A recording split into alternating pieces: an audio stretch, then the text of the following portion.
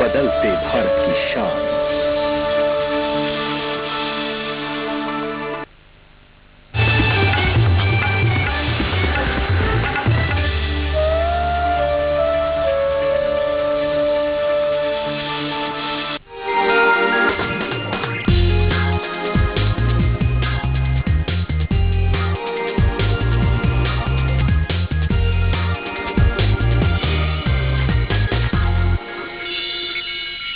नमस्कार, मंडी.com में आपका स्वागत है। मैं हूं भुवन भास्कर। मंडी.com में वैसे तो हर हफ्ते हम खेती किसानी की बात करते हैं और खास तौर से हम एग्री मार्केटिंग पर जोर देते हैं। एग्री मार्केटिंग के अलग अलग विभिन्न पहलुओं से अपने दर्शकों को परिचित कराते हैं। लेकिन हमारे पास कई समय से यानी लंबे समय से कई दर्शकों की ये डिमांड आ रही है कि हम उनको खास तौर से जो state of the art marketing system future and option का है, यानी वायदा बाजार जिसको कहते हैं, उसके बारे में हम थोड़ा उनको और ज्यादा गहराई से विवरण के साथ बताएं। हम अपने पहले के कार्यक्रमों में भी इस पे चर्चा करते रहे हैं, लेकिन हमारे दर्शक चाहते हैं कि जो इसकी बहुत सारी तकनीकी बातें हैं, कुछ अलग अलग पहलू हैं, उन पे हम चर्चा करें और उनको इसके बारे में बताएं ताकि वो भी इसका वास्तव में फायदा उठा सके काम करने के लिहाज से। इस लिहाज से आज का मंडी.com बहुत महत्वपूर्ण है और आपको उसका हर शब्द सुनना चाहिए, समझने की कोशिश करनी चाहिए और इससे आपको जो भी क्यूज मिलते हैं वो आप आगे भी समझ सकते हैं। इंटरनेट पे जा सकते हैं और जो एग्री कमोडिटी एक्सचेंजेस हमारे देश के हैं उनके वेबसाइट्स पे आप जा सकते हैं, तो और ज्यादा जानकारी आपको वहां से हासिल हो सकती है।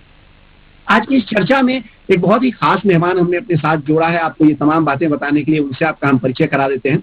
हमारे साथ आज agree commodity exchange, national commodities and derivatives exchange यानी NCDEX के chief business officer Kapil Dev जुड़े हुए हैं। कपिल, आपका बहुत बहुत स्वागत है मंडी.com में। धन्यवाद भुवन।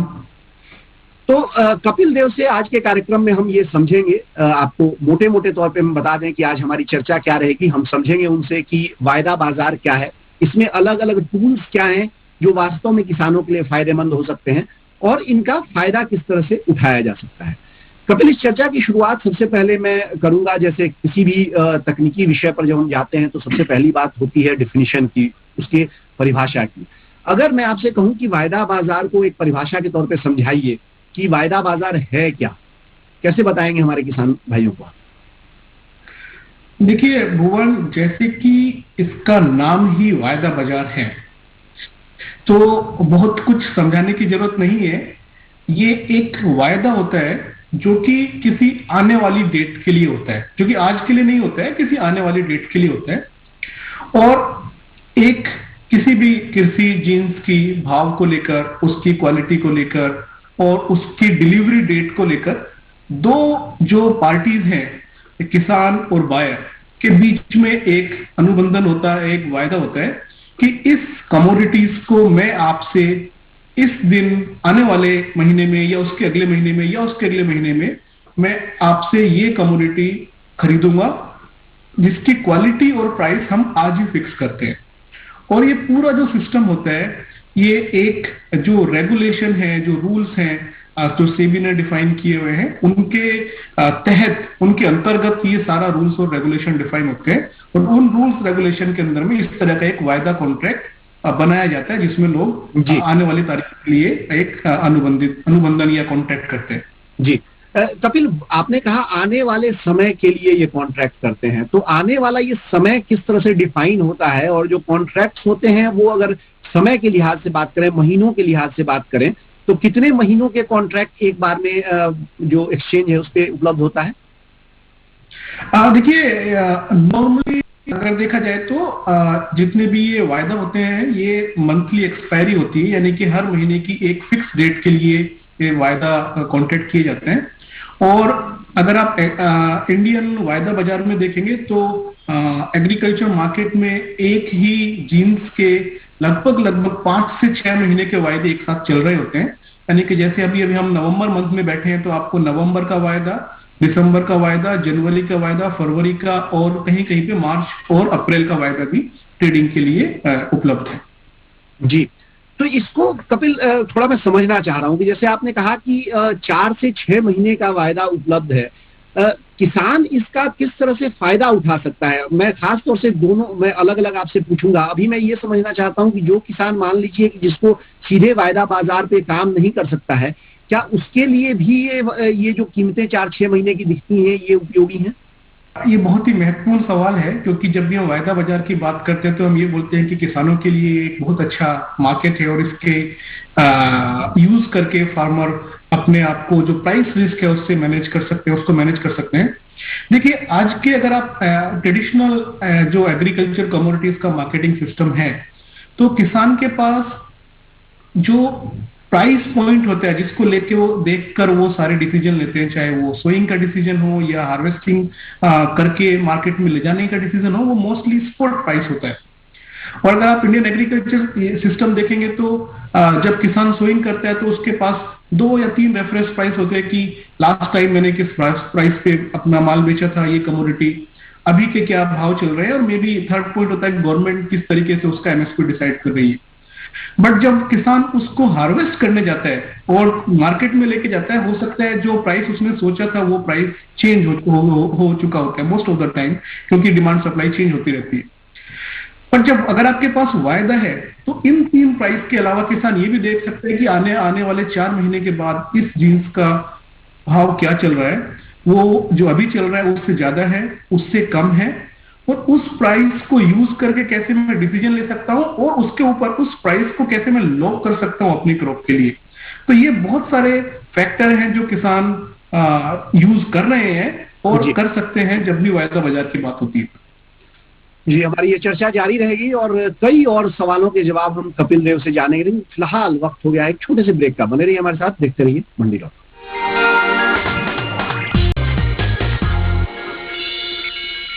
एक बार फिर स्वागत है आपका मंडी.com में। हम बात कर रहे हैं आज वायदा बाजार की और समझने की कोशिश कर रहे हैं कि वायदा बाजार से जुड़े जो विभिन्न पहलू हैं उनका किसान सीधे तौर पे अपने कामकाज में कैसे फायदा उठा सकते हैं। हमारे साथ इस चर्चा में बने हुए हैं एग्री कमोडिटी एक्सचेंज NCDEX के chief business officer Kapil Dev.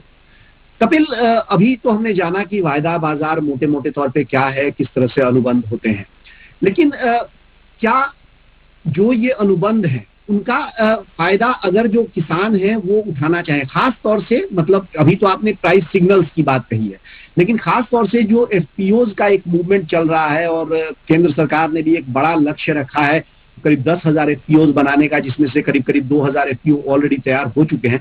तो ये FPO अगर मान लीजिए इन भावों का और पूरे इस इकोसिस्टम जो आपका एग्री कमोडिटी एक्सचेंज का है उसका फायदा उठाना चाहें, वो क्या कर सकते हैं इसमें? देखिए, बहुत ही महत्वपूर्ण सवाल है भुवन। जो एग्रीकल्चर मार्केटिंग है हमारी आज भी एक फ्रेगमेंटेड मार्केटिंग सिस्टम है, क्योंकि फार्म साइज इंडिया में बहुत छोटा है, उसकी वजह से जो मटेरियल है उसका एग्रीगेशन नहीं हो पाता है और उसकी वजह से उसकी मार्केटिंग भी फ्रेगमेंटेड रहती है। बट FPO आने के बाद अभी एक एग्रीगेशन है वो शुरू हो गया है इंडियन मार्केट में, और FPOs एज ए होल जब वो एक कंपनी की तरह काम करती है, अपने 100 फार्मर या 1000 फार्मर जो उनके मेंबर होते हैं उनके पूरे आउटपुट को उनका जितना भी उत्पाद होता है उसकी एक मार्केटिंग करते हैं, तो वो बल्क में उसकी मार्केटिंग कर सकते हैं, उसके हिसाब से ही वो अपनी प्राइसिंग या सारे डिसीजन ले सकते हैं। FPO देखिए, अभी ये जो डेरिवेटिव्स मार्केट है 2 तरह के टूल उपलब्ध कराते हैं, जैसे कि एक आपने बताया वायदा, और वायदा में ही एक होता है फ्यूचर्स कॉन्ट्रैक्ट और एक होता है ऑप्शंस कॉन्ट्रैक्ट। तो FPOs जो अभी यूज कर रहे हैं वो 2-3 तरह के लिए इसको यूज करते हैं। सबसे पहले मैंने बताया प्राइस की एक इन्फॉर्मेशन लेने के लिए कि जिस क्रॉप में वो डील कर रहे हैं, जिस क्रॉप वो सोइंग कर रहे हैं या हार्वेस्टिंग करके उसका स्टॉक उनके पास है, उसके प्राइस आज कल और अगले कुछ महीनों में कैसे चल रहे हैं और किस तरह से उनको उसका डिसीजन लेना है।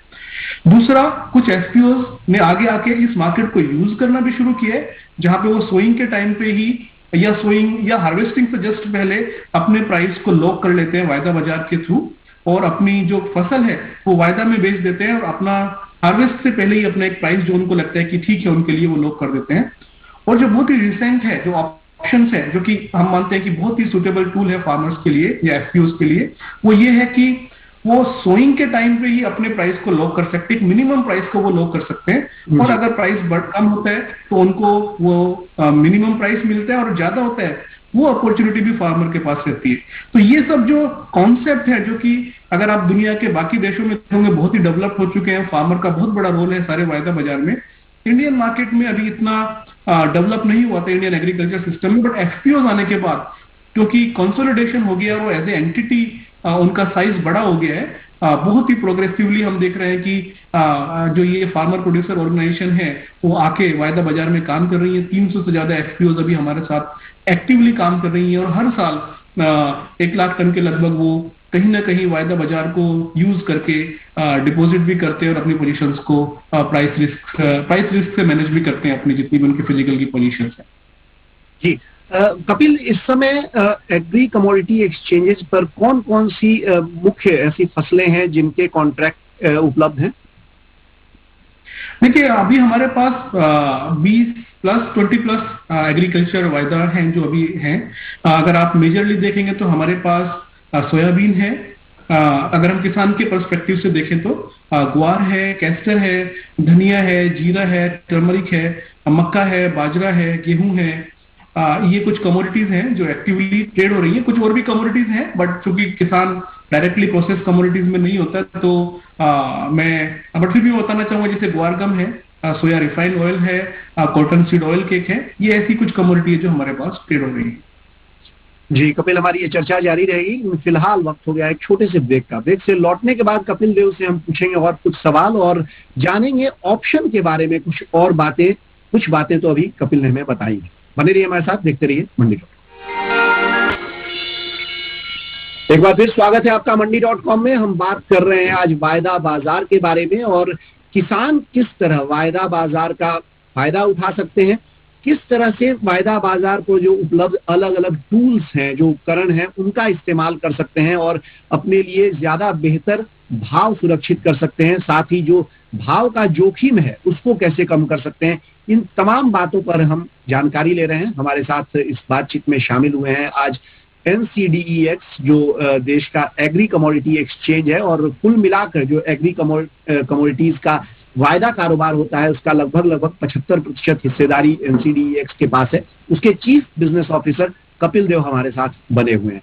कपिल, देखते जाने से पहले जब आप टूल्स के बारे में बता रहे थे, आपने ऑप्शन के बारे में बताया और आपने एक बात उसमें कही जो मुझे लगता है कि थोड़ा हमारे दर्शकों के लिए, हमारे किसानों के लिए और आपको विस्तार से बताना चाहिए। आपने कहा कि बुआई के समय ही अपना भाव सुरक्षित कर सकते हैं। ये कैसे हो सकता है, क्योंकि भाव तो आखिर हार्वेस्टिंग के समय ही मिल सकता है। देखिए भुवन, जैसे कि पहले हमने डिस्कस किया है कि वायदा में आपको बहुत सारे महीने के प्राइस दिख रहे होते हैं और चूंकि वायदा की जो अवधि है हमारे यहाँ पे 5 से 6 महीने की होती है और बहुत सारी एग्रीकल्चर जो क्रॉप है उनका जो ड्यूरेशन है वो 4 से 5 महीने होता है। तो जब किसान सोइंग कर रहा होता है, जैसे कि अभी चने की या मस्टर्ड की या फिर किसी मक्का की सोइंग चल रही है, जो उनके हार्वेस्ट महीने हैं जहां पे वो फसल हार्वेस्ट होती है या उनकी कटाई होती है और फार्मर माल जाके मंडी में बेचता है, उस टाइम के वायदे भी हैं हमारे पास। तो जब सोइंग हो रही होती है किसान के पास एक वायदा प्राइस होता है उस महीने का जहां पे वो उस फसल को काटने वाला है और उस प्राइस को देखकर फार्मर अपना डिसीजन ले सकता है कि ये प्राइस मेरे लिए सही है या गलत है। तो जो एक डिसीजन हो गया फार्मर्स का, इन्फॉर्म हो गया कि मैंने ये क्रॉप इस प्राइस को देखकर लगाई है, ना कि उस प्राइस को जो कि आज चल रहा है। अब क्वेश्चन आता है कि उस प्राइस को मैं कैसे लॉक कर सकता हूं, यानी कि कैसे मैं इंश्योर कर सकता हूं कि वो प्राइस मेरे को मिलेगा ही मिलेगा, क्योंकि जब तक वो हार्वेस्ट करेगा हो सकता है फिर कुछ चेंज हो जाए, वो प्राइस वायदे का भी चेंज हो जाए, वायदे के प्राइस डेली बेसिस पे चेंज होते रहते हैं। तो ये जो टूल है ऑप्शंस, ये एक इस तरह की फ्लेक्सिबिलिटी फार्मर्स को देता है जो कि एक इंश्योरेंस की तरह काम करता है। जो इसका ऑप्शंस का एक प्रकार होता है पुट ऑप्शन, जहां पर किसान उस महीने में जहां पे वो फसल को हार्वेस्ट करने वाला है और उस प्राइस को जो उसको लगता है कि ठीक है, उसका एक पुट ऑप्शन खरीद लेता है। उसके लिए उसको कुछ प्रीमियम देना पड़ता है और जिस प्राइस पे वो पुट ऑप्शन को खरीदता है वो जो प्राइस है वो उसका प्राइस वहां पर लॉक हो जाता है। तो जब किसान फसल हार्वेस्ट करेगा और प्राइस उस टाइम पे सपोज अप्रैल के महीने में 2022 के 5,000 रुपए किसी किसान ने किसी फसल का प्राइस आज लॉक किया और जब वो हार्वेस्ट करता है प्राइस 5,000 से नीचे होते हैं, तो ये जो ऑप्शंस का सेटलमेंट मैकेनिज्म है, जिस तरीके से इसका पूरा सेटलमेंट होता है, अगर 5,000 से नीचे का भाव होगा तो वो जो डिफरेंस है 5,000 का और उस भाव का, वो इस सेटलमेंट के मैकेनिज्म के थ्रू किसान को मिल जाएगा। तो अल्टीमेटली उनको 5,000 रुपए का प्राइस मिलेगा। बट गुड पार्ट ये कि अगर उस टाइम पे किसी भी कारणवश भाव ऊपर रहता है 5,000 से, वो ऑप्शन भी फार्मर के पास अवेलेबल रहता है कि वो इस कॉन्ट्रैक्ट को छोड़ के 5,000 से ऊपर का भाव ले सकते हैं। तो जैसे कि इसका नाम ही बोलता है, एक ऑप्शन है फार्मर के पास, जो खरीदते हैं एक विकल्प है कि मैं ये प्रीमियम देके ये प्राइस लॉक कर रहा हूं, अगर उससे ज्यादा होगा तो मैं इस कॉन्ट्रैक्ट को छोड़कर जाने के लिए मतलब इस कॉन्ट्रैक्ट में रहने के लिए मैं बाध्य नहीं हूं, मैं ज्यादा प्राइस भी ले सकता हूं। जी, तो ये एक ऐसा टूल है। हिंदी के मुहावरे में अगर कहें तो दोनों हाथों में किसानों के लड्डू आ जाता है, यानी वो चाहें तो नीचे अगर भाव जाते हैं तो उनका भाव फिक्स है, ऊपर जाते हैं तो उसको छोड़कर जो कॉन्ट्रैक्ट है उसको छोड़कर वो बाहर जाके अपना माल बेच सकता है। ठीक है कपिल, मुझे थोड़ा ये समझा दीजिए, क्योंकि अक्सर मीडिया में हम लोग जब चर्चा सुनते हैं कोई कमोडिटी किसी कृषि जिन्स के भाव में बढ़ोतरी होती है तो कई बार ये बात आती है कि एक्सचेंज की उसमें क्या भूमिका है। इस लिहाज से मैं थोड़ा सा आपसे ये समझना चाह रहा हूँ कि एक्सचेंज पर जो भाव तय होते हैं वो कैसे होते हैं, कौन करता है, कौन लोग हैं जो डिसाइड करते हैं कि क्या भाव होगा? देखिए ये बहुत ही अच्छा सवाल पूछा आपने भुवन, क्योंकि कई बार जब भाव की बात होती है तो ये बोला जाता है कि एक्सचेंज का भाव है। तो मैं आपके माध्यम से बताना चाहता हूँ कि एक्सचेंज का कोई भाव नहीं होता है। हम एक्सचेंज एक कॉन्ट्रैक्ट बना के सेबी से उसका अप्रूवल लेके और जो भी रूल्स एंड रेगुलेशन को फॉलो करते हुए कॉन्ट्रैक्ट ऑफर करती है, उसके बाद जो मार्केट के बायर और सेलर हैं वो आके उस प्राइस को डिसाइड करते हैं। और जो भी फंडामेंटल है, लोगों की जितनी भी डिफरेंट एनालिसिस हैं, किसी को फसल कमजोर लगती है, किसी को अच्छी लगती है, किसी का प्रोडक्शन बारिश के लिए अच्छा होता है, किसी का खराब होता है, प्रोडक्टिविटी, ग्लोबल मार्केट में क्या चल रहा है, एक्सपोर्ट इंपोर्ट का मार्केट किस तरीके से चल रहा है, उन सारे फैक्टर को डिसाइड करते हुए पूरे इंडिया के लोग जो भी उस कमोडिटी में ट्रेड करते हैं वो एक प्राइस पे अराइव करते हैं, जो कि फ्यूचर्स के थ्रू ड्राइव होता है। तो market is always a forward looking factor. Market हमेशा ये अज्यूम करके चलता है कि कल क्या होने वाला है, और उस कल क्या होने वाले को लेके हर लोगों की अपनी अपनी एक्सपेक्टेशन होती है, और उन सारी एक्सपेक्टेशन को मिलाकर जो प्राइस बनता है उसको फ्यूचर्स प्राइस हम बोलते हैं। तो बेसिकली जो भी फंडामेंटल है जो अभी चल रहे हैं या जो अपकमिंग फंडामेंटल है जो हो सकते हैं, उन सब चीजों को लोग ध्यान में रखते हुए फ्यूचर्स के प्राइस की डिस्कवरी करते हैं, और वो प्राइस जो है डेली मार्केट के लिए अवेलेबल रहते हैं। जी, यानी कुल मिलाकर ये कहा जा सकता है कि एक्सचेंज एक शॉपिंग मॉल की तरह है, जहां अलग अलग दुकानें सजी हुई हैं और उसमें जिसको मन होता है अपना सब माल लेकर आता है, बेचता है, और कोई खरीदने वाला आता है। आपका कहना ये है कि इसमें एक्सचेंज की कोई भूमिका नहीं होती है कि उसमें भाव बढ़ रहा है, घट रहा है या क्या रहता है। कपिल, ये थोड़ा सा मुझे बता दीजिए, क्योंकि अब बिल्कुल कार्यक्रम के आखिरी हिस्से में हम लोग हैं और शायद ये आखिरी सवाल हमारा होगा आपसे। कोई एफपीओ अगर मान लीजिए कि एक्सचेंज पर अपने पास जो माल है उसको काम करना चाहता है, कारोबार उसका करना चाहता है, तो एक तो प्रोसेस क्या होगा, कैसे वो इसकी शुरुआत करेगा, और क्या क्या चीजें, क्योंकि क्वालिटी स्पेसिफिकेशंस काफी कड़े रहते हैं एक्सचेंज के, तो उसके हिसाब से क्या चीजें हैं जो उनको ध्यान में रखनी चाहिए?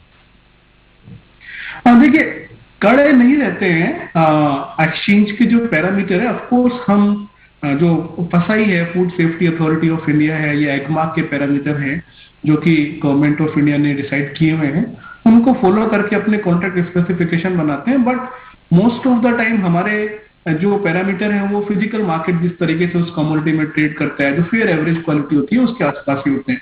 और जैसे कि मैंने बताया कि हर साल एफपीओ आती हैं और 1 लाख टन के से भी ज्यादा की डिलीवरी वो हमारे इसमें करती हैं। बट सावधानी इस बात की रखनी है कि अच्छे से मटेरियल पैक है, जो पैकेजिंग क्वालिटी है वो ठीक है, और मटेरियल क्लीन है, एग्रीगेशन है आपके पास, आप उसको जो एक्सचेंज डिफाइंड डिलीवरी लॉट है 5 टन 10 टन 15 टन उतनी क्वांटिटी आपके पास अवेलेबल है, और आपको नियरेस्ट जो वेयर हाउस है उसकी लोकेशन का पता है और वहां तक ले जाने के लिए आपके पास साधन है।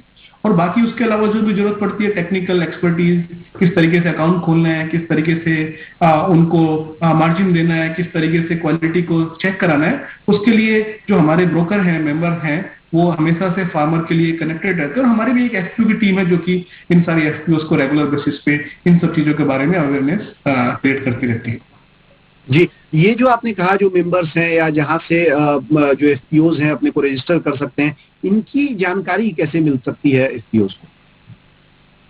देखिए, एफपीओज जो है कनेक्ट कर सकते हैं जो भी नियरेस्ट उनके सिटीज है या शहर है, जहां पे जितनी ब्रांचेस होती हैं मेंबर्स की और जितने भी मेंबर्स हैं, अगर उनको वो एक्सेस नहीं है तो हमारी वेबसाइट पे जाकर जो हमारी एफपीओ टीम है उनसे कनेक्ट कर सकते हैं। हमारा टोल फ्री नंबर है, वहां पे बात करके वो कनेक्ट कर सकते हैं, और जो भी उनकी लोकेशन है, जो भी उनका नियरेस्ट सिटी है, हम उनको गाइड करते हैं कि ये मेंबर हमारे उस सिटी में प्रेजेंट हैं और उन मेंबर से आप जाकर मिल सकते हैं। जी, आपका बहुत बहुत धन्यवाद कपिल, आज आप हमारे साथ कार्यक्रम में शामिल हुए और ये तमाम जानकारियां हमारे दर्शकों के साथ आपने साझा की। ये थे Kapil Dev, chief business officer NCDEX के, जो बात कर रहे थे हमसे वायदा बाजार के बारे में और बता रहे थे हमें कि वायदा बाजार का किस तरह से लाभ जो किसान दर्शक हैं हमारे और जो दूसरे किसान भी हैं वो कैसे उठा सकते हैं। फिलहाल अब मंडी.com से मुझे दीजिए इजाजत, लेकिन बने रहिए हमारे साथ, देखते रहिए डीडी किसान, क्योंकि डीडी किसान पर खबरों और कार्यक्रमों का सिलसिला जारी। आपकी राय हमारे लिए बहुत महत्वपूर्ण है। आप हमारे टोल फ्री नंबर पर कॉल कर सकते हैं और अपनी राय दे सकते हैं। साथ ही आप ईमेल के जरिए भी हमें अपनी राय दे सकते हैं। हमारा ईमेल पता है ncdexmandi@gmail.com।